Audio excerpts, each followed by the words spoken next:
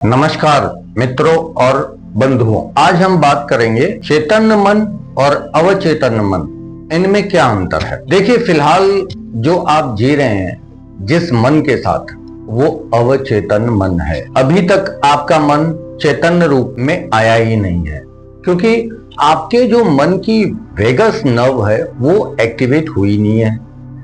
Parasympathetic जो nervous system है वो डीएक्टिवेटेड है।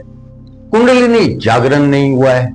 ये जो पैरासिम्पैथेटिक नर्वस सिस्टम जब एक्टिवेट होता है, ये कुंडलिनी जागरण के बाद होती है, वेगस नर्व भी। आप गूगल करके देखिए, effect of mantras on human mind, खाली इतना लाइन आप गूगल कीजिए और इसका असर देखिए क्या होता है मंत्र पे। मंत्र मैं बताता हूं आपको, इस मंत्र को अच्छे से ध्यान पूर्वक सुनिए। जत प्रज्ञान मुक्त चेतो धृतिश्च जज्यो तीरंतर मृत्यं प्रजसु जस्मान्न दैते किंचन कर्म क्रियते तन्मे मनः शिव संकल्पमस्तु। देखिए, जो ब्रह्मांड का क्रिएटर है वो परमपिता परमात्मा शिव है, ज्योतिर्बिंदु परमपिता परमात्मा शिव, और परमपिता परमात्मा शिव से ही आप संकल्पित हैं। और जब तक आपके मन को संकल्प का ज्ञान प्राप्त नहीं हो जाता, तब तक आप एक अवचेतन मन के साथ अपना जीवन व्यतीत कर रहे होते हैं। ये यजुर्वेद का कहना है, मैं अपने मुख से नहीं बोल रहा, ये यजुर्वेद का कहना है। उस मन के साथ जीने का क्या फायदा जिस मन में संकल्प का ज्ञान ही न हो, और संकल्प का ज्ञान होना परम आवश्यक है। इस मंत्र से जप योग करने से आपकी कुंडलिनी जागृत होती है। इस मंत्र के बिना आपकी कुंडलिनी जागृत नहीं होती, आपके वेगस नर्व जो है वो एक्टिवेट नहीं होती। ये जो प्रेशर यहां से हम देते हैं, जत प्रज्ञान, प्रज्ञा का मतलब होता है पूर्ण विश्व, पूरे विश्व में जत प्रज्ञान मूत चेतो, मुझे चैतन्य करो। आपका मन चैतन्य कब होगा? जब इस मंत्र का पठन पाठन करेंगे। मूत चेतो धृतिश्च जज्यो, आपकी इस सृष्टि में धृतिश्च जज्यो तीरंतर मृत्युं प्रजसु, तिरंतर मृत्यु को प्राप्त होकर, तिरंतर मृत्यु को प्राप्त होकर, देखिए आप 84 लाख योनियों से भटक कर मानव शरीर तक पहुंची है आपकी जीवात्मा। अब इस आत्मा को शिव धाम तक भी तो पहुंचना है ना, कि यहीं भटकते हुए रहना है? यहीं भटकते हुए नहीं रहना, शिव धाम तक पहुंचना है संकल्प को पूरा करके। मृत्युं प्रजसु जसमान, वो कौन सा? जसमान रीते किंचन कर्म, किंचन कर्म मतलब किंचन साफ सुथरा सुंदर सृष्टि के कल्याण का, किंचन कर्म मक्रियते जो मुझे करना है। तन में मन, मेरे तन में ऐसा मन हो। शिव संकल्पमस्तु, मैं जानता हूं भली भांति कि मैं परमपिता परमात्मा शिव से सृष्टि कल्याण के उस कार्य के लिए संकल्पित हूं। अब ये हमने जाना कि जब तक हम इस मंत्र का पठन पाठन नहीं कर लेते यजुर्वेद के अनुसार, तब तक हमारा मन जो है वो अवचेतन अवस्था में जीवन व्यतीत कर रहा होता है। और मन को जब तक आप चैतन्य अवस्था में नहीं लाएंगे, तब तक आपके मन को अपने संकल्प का ज्ञान भी नहीं मिलने वाला, और उसको बिना पूर्ण किए आप मोक्ष के अधिकारी भी नहीं हो सकते। मोक्ष उसी को मिलता है जो अपने संकल्प को पूर्ण कर लेता है। कुंडलिनी जागरण जो है वो पहला स्टेप होता है और प्रथम अवस्था मानी गई है अध्यात्म की दुनिया में कदम रखने की। तो अभी आप रिलीजियस हैं, आप स्पिरिचुअल नहीं हैं।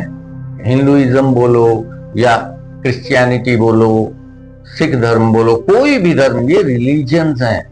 ये रिलीजियंस हैं जो हम ही ने पैदा किए हैं, परमपिता परमात्मा शिव ने नहीं दिए। परमपिता परमात्मा शिव ने केवल और केवल 4 वेद दिए हैं, ऋग्वेद, अथर्ववेद, यजुर्वेद, सामवेद।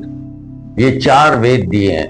चारों वेदों में उन्होंने सब कुछ दे दिया, और मेन यजुर्वेद है। यजुर्वेद का पठन पाठन करेंगे तो आपको मन के बारे में ज्ञान होगा, आपकी आत्मा के बारे में ज्ञान होगा। मन की जहां तक हम बात करते हैं, तो हमने जाना आज कि हम जो है अवचेतन मन के साथ अपना जीवन व्यतीत कर रहे हैं, जिसको कि हमें चैतन्य मन की अवस्था में बदलना है। और ये केवल और केवल रुद्राष्टाध्यायी पुस्तक के वैदिक मंत्रों के पठन पाठन से हो पाएगा, अन्यथा पूर्ण ब्रह्मांड में कोई भी मार्ग नहीं है दूर दूर तक कि आप अपने मन की जो अवस्था है उसको बदल पाए। मन की अवस्था केवल और केवल रुद्राष्टाध्यायी रुद्र मंत्रों के पठन पाठन से बदली जाएगी, क्योंकि आपका जो शरीर है वो वेद के अनुरूप बना हुआ है, आपका मन वेद के अनुरूप है, आपका जो स्थूल शरीर है वो वेद के अनुरूप है। आप वेदों से दूर हुए तो आप में दुनिया भर के चेंजेस आ गए। देखिए, आप कल्याणकारी थे सतयुग में, आज कलयुग में आप विनाशकारी हो गए। सतयुग में आप सीधी बुद्धि की सोच आपकी सक्रिय थी क्योंकि वेदों का पठन पाठन करते थे। आज कलयुग में अब शब्दों का उच्चारण करते हैं जोर से, जिसकी की वजह से आपकी उल्टी बुद्धि की ऊर्जा धाराएं मोटी भी हो चुकी हैं और गहराई तक भी खुल चुकी हैं। तो आज इसीलिए घोर कलयुग की अवस्था में आप जी रहे हैं। आज उल्टी बुद्धि की सोच सक्रिय है। सतयुग में आप ज्ञानी थे, आज आप विज्ञानी हो चुके हैं।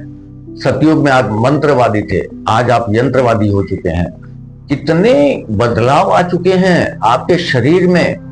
ये सारे जो बदलाव हैं वो कुंडलिनी जागरण होगी, आपकी कुंडलिनी को आप ऊपर तक लाएंगे, ये अध्यात्म से जुड़ेंगे तब होगा। किसी भी रिलीजन के साथ आप कुछ नहीं हासिल कर सकते। आज तक सतयुग से कलयुग तक का समय बीत गया, किसी भी रिलीजन ने कुछ नहीं दिया सिवाय मार काट। अध्यात्म स्पिरिचुअलिटी जो हमारे ऋषियों ने फॉलो की है उसको फॉलो करना शुरू कीजिए। उसके नियम, उसकी नीतियां, उनको देखिए, उसकी तरफ ध्यान दीजिए। देखिए आपका मन किस प्रकार से चेतन अवस्था में आता है, और जब आपका मन चेतन अवस्था में आएगा तब आपका जीवन ही कुछ और होगा।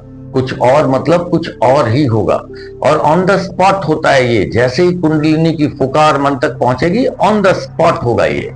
इसमें बरस नहीं लगने वाले। हाँ, कुंडलिनी जागरण करने में भले ही बरस लग सकते हैं। ये आपकी श्रद्धा, आपकी भक्ति शिव के प्रति, आपकी आस्था पर निर्भर करेगा, क्योंकि कुंडलिनी शक्ति ज्ञान की देवी है और परम पिता परमात्मा शिव की ही दासी है। वो उनके आदेश अनुसार ही जागृत होती है। आज हमने जाना कि किस प्रकार हम चैतन्य मन के साथ जीवन व्यतीत कर सकते हैं, और उस अवस्था में हमें किस प्रकार हमारे मन को लाना है। अगले वीडियो में और भी कुछ सूक्ष्म जानकारियों के साथ हम मिलेंगे। नमस्कार।